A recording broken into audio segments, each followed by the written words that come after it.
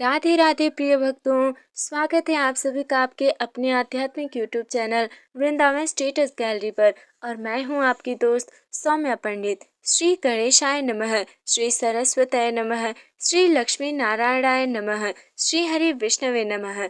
हे विघ्नहर्ता श्री गणेश जी, हे ज्ञान की देवी माता सरस्वती, हे धन और ऐश्वर्य की देवी माता लक्ष्मी, हे जगत के पालनहार भगवान विष्णु, आप सभी देवताओं को प्रणाम करते हुए हम इस पवित्र चैत्र मास कथा का आरंभ करते हैं। कृपा करके हमारी बुद्धि को शुद्ध करें और इस कथा को सफल बनाएं। भक्तों, कथा शुरू करने से पहले हम भगवान और देवी देवताओं का स्मरण करते हैं ताकि हमारी पूजा बिना किसी बाधा के पूर्ण हो। हे भक्तों, चैत्र मास हिंदू धर्म में अत्यंत पवित्र माना गया है। इस मास में व्रत, पूजा, दान और कथा का विशेष महत्व होता है। जो भी भक्त इस मास में श्रद्धा और नियम पूर्वक भगवान विष्णु की पूजा करता है, उसके जीवन के कष्ट दूर होते हैं और घर में सुख समृद्धि आती है। चैत्र मास में पूजा करने से जीवन में शांति और सुख आता है, भगवान की कृपा प्राप्त होती है। अब हम सभी भक्त मिलकर ये संकल्प लें कि मैं श्रद्धा, विश्वास और शुद्ध मन से चैत्र मास की इस पवित्र कथा का श्रवण या पाठ करूंगा। हे प्रभु, मेरी सभी मनोकामनाएं पूर्ण करें और मुझे सच्चे मार्ग पर चलने की शक्ति दें। संकल्प का मतलब है मन में दृढ़ निश्चय करना कि हम पूरी श्रद्धा से कथा करेंगे। भक्तों, कथा को ध्यान और श्रद्धा से सुने, मन को शांत रखें, भगवान का स्मरण करते रहें। हे श्री हरि, इस कथा के माध्यम से हमारे जीवन को पवित्र करें, हमारे मन से अज्ञान और दुखों को दूर करें। अब श्रद्धा भाव से कथा प्रारंभ करते हैं। श्री गणेशाय नमः, श्री हरि विष्णु देवाय नमः, श्री रामचंद्राय नमः। जय माता दी। हे प्रभु, आप समस्त संसार के पालन करता हैं, भक्तों के कष्ट हरने वाले हैं। आपकी कृपा से ही ये कथा प्रारंभ होती है। कृपया हमारे मन को पवित्र करें और हमें भक्ति मार्ग पर चलने की शक्ति दे। प्राचीन समय की बात है, एक पवित्र नगर में एक ब्राह्मण रहता था। वो अत्यंत धर्मात्मा, सत्यवादी और भगवान विष्णु का अनन्य भक्त था। वो प्रतिदिन प्रातः काल उठकर स्नान करता, पूजा करता और पूरे श्रद्धा भाव से चैत्र मास का व्रत और कथा करता था। उसकी पत्नी भी पतिव्रता और धर्मपरायण थी। दोनों पति पत्नी मिलकर भगवान की सेवा में जीवन बिताते थे। लेकिन उनके जीवन में एक दुख था, उनके कोई संतान नहीं थी। इस भाग में बताया गया है कि एक ब्राह्मण और उसकी पत्नी बहुत धार्मिक थे। वे भगवान विष्णु की पूजा करते थे और चैत्र मास का व्रत करते थे। लेकिन उनके जीवन में एक कमी थी, उन्हें संतान प्राप्त नहीं हुई थी। ये हमें सिखाता है कि भक्ति करने वाले भी जीवन में कठिनाइयों से गुजरते हैं, लेकिन वे भगवान पर विश्वास बनाए रखते हैं। एक दिन उस ब्राह्मण ने अपनी पत्नी से कहा, हे देवी, हमने जीवन भर भगवान की सेवा की, व्रत किए, दान किए, फिर भी हमें संतान सुख नहीं मिला। अवश्य हमारे पूर्व जन्म के कर्मों का फल है। पत्नी ने विनम्रता से उत्तर दिया, स्वामी, भगवान की इच्छा सर्वोपरि है। हमें भक्ति और श्रद्धा में कमी नहीं करनी चाहिए। एक दिन अवश्य ही प्रभु हमारी परीक्षा समाप्त करेंगे। दोनों ने निश्चय किया कि वे इस चैत्र मास में और अधिक श्रद्धा, नियम और भक्ति के साथ व्रत और कथा करेंगे। भक्तों, यहाँ पत्नी अपने पति को समझाती है कि भगवान पर विश्वास बनाए रखना चाहिए, कठिन समय में भी श्रद्धा नहीं छोड़नी चाहिए। चैत्र मास प्रारंभ हुआ। ब्राह्मण और उसकी पत्नी ने नियम पूर्वक व्रत रखना शुरू किया। वे प्रतिदिन स्नान कर भगवान विष्णु का पूजन करते, दीप जलाते, कथा सुनते और दान देते। एक दिन कथा समाप्त होने के बाद उनके घर एक वृद्ध साधु आए। साधु अत्यंत तेजस्वी और दिव्य प्रतीत हो रहे थे। ब्राह्मण ने उनका आदर पूर्वक स्वागत किया, चरण धोए, भोजन कराया और विनम्रता से पूछा, हे महात्मा, कृपया हमें आशीर्वाद दे। यहाँ बताया गया है कि जब हम सच्चे मन से भक्ति करते हैं तो भगवान किसी न किसी रूप में हमारे पास आते हैं, जैसे इस कथा में साधु के रूप में। भक्तों, भक्ति में धैर्य रखना चाहिए, भगवान पर पूर्ण विश्वास रखना चाहिए। अतिथि सेवा भगवान की सेवा होती है। वो वृद्ध साधु भोजन करने के पश्चात अत्यंत प्रसन्न हुए। उनके मुखमंडल पर अद्भुत तेज छलक रहा था। उन्होंने ब्राह्मण और उसकी पत्नी की ओर प्रेम से देखा और बोले, हे ब्राह्मण, तुम दोनों सच्चे मन से भगवान की भक्ति करते हो। तुम्हारी सेवा और श्रद्धा से मैं अत्यंत प्रसन्न हूँ। मांगो, क्या वर चाहिए? ब्राह्मण ने विनम्रता से हाथ जोड़कर कहा, हे महात्मा, यदि आप प्रसन्न हैं तो हमें केवल एक ही वर चाहिए, संतान सुख का। साधु मुस्कुराए और बोले, हे ब्राह्मण, तुम्हारी ये इच्छा अवश्य पूरी होगी, परंतु इसके लिए तुम्हें पूर्ण श्रद्धा और नियम के साथ चैत्र मास का व्रत और कथा का पालन करना होगा। भक्तों, यहाँ साधु, जो वास्तव में भगवान का ही रूप हो सकते हैं, ब्राह्मण की भक्ति से प्रसन्न होकर उसे आशीर्वाद देते हैं, लेकिन साथ ही ये भी बताते हैं कि सिर्फ इच्छा करने से नहीं, नियम और श्रद्धा से व्रत करने से फल मिलता है। साधु ने आगे कहा, चैत्र मास के प्रत्येक दिन प्रातः स्नान करके भगवान विष्णु का पूजन करो, गरीबों को अन्न और वस्त्र दान दो और सच्चे मन से कथा सुनो। यदि तुम ये नियम पूर्ण करोगे तो भगवान अवश्य प्रसन्न होंगे। इतना कहकर वो साधु अचानक अदृश्य हो गए। ब्राह्मण और उसकी पत्नी आश्चर्यचकित रह गए। उन्हें समझ आ गया कि ये कोई साधारण साधु नहीं, बल्कि स्वयं भगवान की लीला थी। दोनों ने और अधिक श्रद्धा और नियम के साथ व्रत आरंभ किया। भक्तों, यहाँ बताया गया है कि भगवान कई बार साधु या अतिथि के रूप में आते हैं और हमारी परीक्षा लेते हैं, इसलिए हर अतिथि का आदर करना चाहिए। दिन बीतते गए, ब्राह्मण और उसकी पत्नी पूरे नियम और श्रद्धा से व्रत करते रहे। उन्होंने कभी आलस्य नहीं किया, ना ही किसी नियम का उल्लंघन किया। उनकी सच्ची भक्ति से प्रसन्न होकर एक रात भगवान विष्णु उनके स्वप्न में प्रकट हुए। भगवान ने कहा, हे मेरे भक्त, तुम्हारी भक्ति और निष्ठा से मैं अत्यंत प्रसन्न हूँ। शीघ्र ही तुम्हारे घर एक तेजस्वी पुत्र का जन्म होगा, जो तुम्हारे कुल का नाम रोशन करेगा। ये सुनकर ब्राह्मण और उसकी पत्नी अत्यंत आनंदित हुए। उन्होंने भगवान को बार बार प्रणाम किया। हे श्रोतागण, यहाँ भगवान स्वयं प्रकट होकर आशीर्वाद देते हैं। ये दिखाता है कि सच्ची भक्ति कभी व्यर्थ नहीं जाती। भगवान देर से देते हैं, लेकिन सही समय पर और पूरा देते हैं। सच्चे मन से किए गए व्रत का फल अवश्य मिलता है। भगवान अपने भक्तों की परीक्षा लेते हैं। धैर्य और नियम का पालन बहुत आवश्यक होता है। समय बीतता गया। भगवान के वचन के अनुसार कुछ ही समय बाद ब्राह्मण की पत्नी गर्भवती हुई। पूरे घर में आनंद का वातावरण छा गया। 9 महीने पूर्ण होने पर एक सुंदर, तेजस्वी और स्वस्थ पुत्र का जन्म हुआ। उस बालक के जन्म से पूरे नगर में खुशी फैल गई। ब्राह्मण ने विधि पूर्वक यज्ञ कराया, ब्राह्मणों को भोजन कराया और खूब दान किया। बालक दिन प्रतिदिन बढ़ने लगा। वह अत्यंत बुद्धिमान, विनम्र और धर्मप्रिय था। माता पिता को उससे बहुत स्नेह था और वे उसे भगवान का प्रसाद मानते थे। प्रिय भक्तों, यहाँ भगवान अपने वचन को पूरा करते हैं और ब्राह्मण को पुत्र की प्राप्ति होती है। ये सिखाता है कि भगवान का दिया हुआ फल हमेशा शुभ और आनंद देने वाला होता है। जब बालक लगभग 5 वर्ष का हुआ तो एक दिन अचानक वो बीमार पड़ गया। पहले तो सामान्य बीमारी लगी, परंतु धीरे धीरे उसकी स्थिति गंभीर होने लगी। ब्राह्मण और उसकी पत्नी बहुत चिंतित हो गए। उन्होंने वैद्य बुलाए, दवाइयां कराई, पूजा पाठ किया, लेकिन बालक की स्थिति में सुधार नहीं हुआ। धीरे धीरे बालक की हालत और बिगड़ने लगी। यहाँ जीवन की एक सच्चाई दिखाई गई है, सुख के बाद कभी कभी दुख भी आता है। ये भगवान की परीक्षा भी हो सकती है। ब्राह्मण अत्यंत दुखी होकर भगवान से प्रार्थना करने लगा, हे प्रभु, आपने ही हमें ये पुत्र दिया था, अब आप ही इसकी रक्षा करें, हम आपकी शरण में हैं। पत्नी भी रोते हुए भगवान से विनती करने लगी, हे नाथ, हमारे जीवन का एकमात्र सहारा यही बालक है, कृपा करके इसे बचा लीजिए। लेकिन बीमारी बढ़ती ही गई। एक दिन वो बालक अचेत हो गया। घर में शोक का वातावरण छा गया। भक्तों, ये भाग हमें सिखाता है, कठिन समय में भी भगवान को नहीं छोड़ना चाहिए। सच्चे भक्त दुख में भी भगवान से ही सहायता मांगते हैं।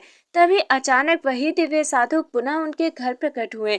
ब्राह्मण ने उन्हें देखा और तुरंत उनके चरणों में गिर पड़ा। साधु ने शांत स्वर में कहा, हे ब्राह्मण, क्यों दुखी हो? क्या तुमने भगवान पर विश्वास किया है? ब्राह्मण ने रोते हुए कहा, हे महात्मा, मैं विश्वास नहीं खोया, परंतु अपने पुत्र की ये स्थिति देखकर मेरा हृदय टूट रहा है। साधु ने मुस्कुराते हुए कहा, ये तुम्हारी अंतिम परीक्षा हो सकती है। यदि तुम सच्चे मन से भगवान पर विश्वास रखोगे तो सब कुछ ठीक हो जाएगा। भक्तों, यहाँ बताया गया है कि भगवान कभी कभी अंतिम समय में हमारी परीक्षा लेते हैं। जो भक्त उस समय भी विश्वास बनाए रखता है वही सच्चा भक्त होता है। इसका ये संदेश है कि सुख और दुख दोनों भगवान की लीला है। कठिन समय में विश्वास नहीं डगमगाना चाहिए। भगवान अपने भक्त की अंत में अवश्य रक्षा करते हैं। हे प्रिय श्रोतागण, साधु के वचन सुनकर ब्राह्मण और उसकी पत्नी ने अपने मन को संभाला। उन्होंने आंसू पोंछे और पूरे विश्वास के साथ भगवान विष्णु का स्मरण करने लगे। दोनों ने मिलकर प्रार्थना की, हे प्रभु, हम आपके सच्चे भक्त हैं। हमें आपकी लीला पर पूर्ण विश्वास है। जो भी होगा आपकी इच्छा से होगा। उनकी ये अटूट श्रद्धा देखकर वो साधु अत्यंत प्रसन्न हुए। यहाँ ये दिखाया गया है कि जब मनुष्य पूरी तरह भगवान को समर्पित हो जाता है तब उसका डर समाप्त हो जाता है। सच्चा भक्त परिणाम की चिंता नहीं करता, केवल भगवान पर भरोसा रखता है। साधु ने बालक के सिर पर अपना हाथ रखा और आंखें बंद करके भगवान का स्मरण किया। कुछ ही क्षणों में एक अद्भुत चमत्कार हुआ। जो बालक अचेत पड़ा था उसने धीरे धीरे आंखें खोल दी। उसके शरीर में फिर से चेतना आ गई। ब्राह्मण और उसकी पत्नी ये दृश्य देखकर आश्चर्यचकित और अत्यंत आनंदित हो गए। वे तुरंत साधु के चरणों में गिर पड़े। भक्तों, यहाँ ये दिखाया गया है कि ये भगवान की कृपा का चमत्कार है। जहाँ सच्ची भक्ति होती है वहाँ असंभव भी संभव हो जाता है। साधु ने आगे कहा, हे ब्राह्मण, ये सब तुम्हारी श्रद्धा, व्रत और भगवान पर अटूट विश्वास का फल है। भगवान विष्णु अपने सच्चे भक्तों को कभी निराश नहीं करते। इतना कहकर वो साधु अपने दिव्य रूप में प्रकट हुए। ब्राह्मण और उसकी पत्नी समझ गए कि ये स्वयं भगवान विष्णु ही थे। दोनों ने भाव विभोर होकर भगवान के चरणों में प्रणाम किया। भगवान स्वयं अपने भक्तों की रक्षा करने आते हैं। सच्ची भक्ति से भगवान के दर्शन भी संभव है। भगवान विष्णु ने आशीर्वाद देते हुए कहा, हे मेरे भक्तों, जो भी मनुष्य श्रद्धा और नियम पूर्वक चैत्र मास का व्रत और कथा करता है उसके सभी दुख दूर होते हैं और उसकी मनोकामनाएं पूर्ण होती है। इतना कहकर भगवान अंतर ध्यान हो गए। ब्राह्मण और उसकी पत्नी सुखपूर्वक अपने जीवन व्यतीत करने लगे। उनका पुत्र बड़ा होकर एक महान और धर्मात्मा पुरुष बना। भक्तों, चैत्र मास का व्रत और कथा अत्यंत फलदायी है। भगवान अपने भक्तों की हर इच्छा पूरी करते हैं। श्रोताओं, सच्ची भक्ति कभी व्यर्थ नहीं जाती। भगवान अपने भक्तों की परीक्षा लेते हैं। धैर्य, विश्वास और नियम से ही सफलता मिलती है और व्रत, दान और सेवा से जीवन पवित्र होता है।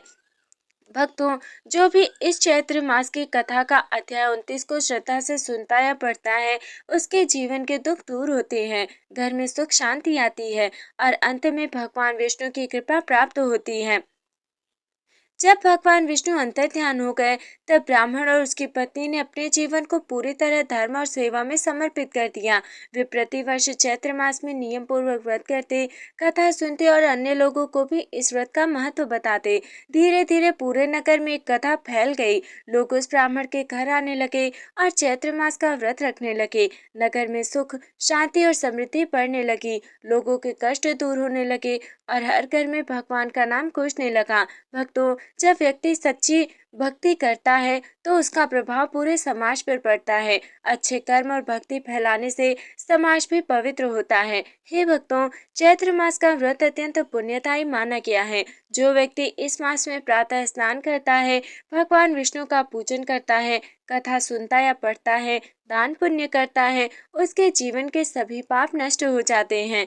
ये व्रत केवल एक धार्मिक कार्य नहीं बल्कि जीवन को सुधारने का मार्ग है। इससे मन, वचन और कर्म शुद्ध होते हैं। चैत्र मास में प्रतिदिन या विशेष तिथि पर इस प्रकार पूजा करें। प्रातः काल उठकर स्नान करें, स्वच्छ वस्त्र धारण करें, भगवान विष्णु की प्रतिमा या चित्र स्थापित करें, दीप, धूप, पुष्प अर्पित करें, श्रद्धा से कथा पढ़ें या सुनें, अंत में आरती करें और प्रसाद बांटें। भक्तों, पूजा में सबसे महत्वपूर्ण है सच्चा मन और श्रद्धा। विधि से अधिक भावना का महत्व होता है। इस कथा में छिपा संदेश ये है कि ब्राह्मण अर्थात साधक अर्थात भक्त, पत्नी अर्थात श्रद्धा, पुत्र अर्थात फल, ईश्वर की कृपा, बीमारी अर्थात परीक्षा, साधु स्वयं भगवान निकले। जब साधक श्रद्धा के साथ भक्ति करता है तो अंत में उसे भगवान की कृपा अवश्य मिलती है।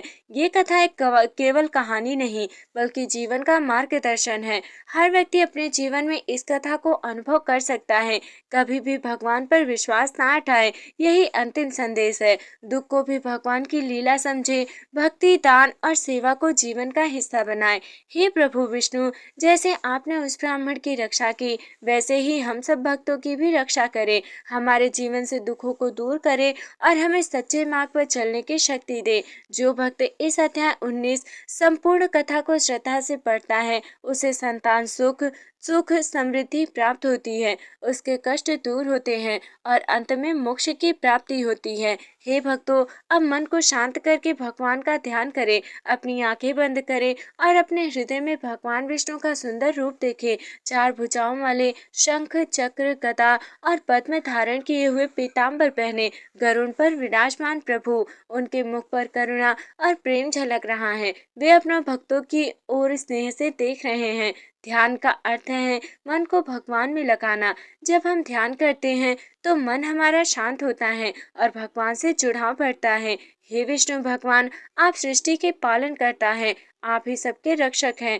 आपके बिना इस संसार का कोई अस्तित्व नहीं। हे प्रभु, आप दीनों के सहारे हैं, दुखियों के निवारण करता है और भक्तों के जीवन का आधार हैं। हम आपके चरणों में बार बार प्रणाम करते हैं। स्तुति करने से भगवान के प्रति प्रेम और विश्वास बढ़ता है। ये हमारे मन को सकारात्मक और भक्तिमय बनाता है। हे भक्तों, इस कथा का सच्चा फल तभी मिलता है जब हम अपने मन में अहंकार ना रखें, दूसरों के प्रति प्रेम और दया रखें, सत्य और धर्म का पालन करें। जो व्यक्ति केवल कथा सुनता है लेकिन जीवन में उसे अपनाता नहीं, उसे पूर्ण फल नहीं मिलता। भक्तों, केवल पूजा करना ही पर्याप्त नहीं, जीवन में अच्छे गुण अपनाना भी आवश्यक है। भक्ति का अर्थ केवल मंदिर जाना या व्रत करना नहीं। सच्ची भक्ति वो है जब मन में किसी के लिए द्वेष ना हो, जब हम हर परिस्थिति में भगवान को याद करें, जब हम सुख दुख को समान भाव से स्वीकार करें। सच्चा भक्त वही है जो हर स्थिति में शांत और संतुष्ट रहता है। भगवान उसी से प्रसन्न होते हैं। भक्तों, ध्यान और स्थिति से मन शुद्ध होता है। भक्ति केवल क्रिया नहीं बल्कि जीवन का तरीका है। भगवान को पाने के लिए सरल और सच्चा हृदय चाहिए। हे श्री हरि विष्णु, हमें ऐसा मन दे जो सदा आपके चरणों में लगा रहे, हमें सही मार्ग दिखाएं और हमारे जीवन को सफल बनाए। तो हे प्रिय भक्तों, श्री हरि से यही प्रार्थना है कृतज्ञता पूर्वक। हे श्री हरि विष्णु भगवान, आपकी असीम कृपा से ये पवित्र कथा पूर्ण हुई। हमारे मन, वचन और कर्म में जो भी त्रुटियां हुई हों, उन्हें क्षमा करें। हम भगवान को धन्यवाद देते हैं कि उनकी कृपा से कथा पूरी हुई और उनसे अपनी गलतियों के लिए क्षमा मांगते हैं। हे प्रभु, ये कथा, ये भक्ति, ये श्रद्धा, सब कुछ आपको ही समर्पित है। हम कुछ भी नहीं हैं, सब कुछ आप ही हैं। जो कुछ भी हमने किया वो आपकी प्रेरणा से ही संभव हुआ। अंत में हमें सब कुछ भगवान को समर्पित करने देना चाहिए। यही सच्ची भक्ति है। ओम सर्वे भवन्तु सुखिनः, सर्वे सन्तु निरामयाः, सर्वे भद्राणि पश्यन्तु, माँ कश्चित् दुःखभाग् भवेत्। ओम शांति ही शांति ही शांति ही। हम प्रार्थना करते हैं कि सभी सुखी रहे, सभी स्वस्थ रहे, किसी को भी दुख ना मिले। कथा सुनना तभी पूर्ण होता है जब हम उसे जीवन में उतारें, भगवान पर विश्वास बनाए रखें, भक्ति, दया और सत्य को अपनाएं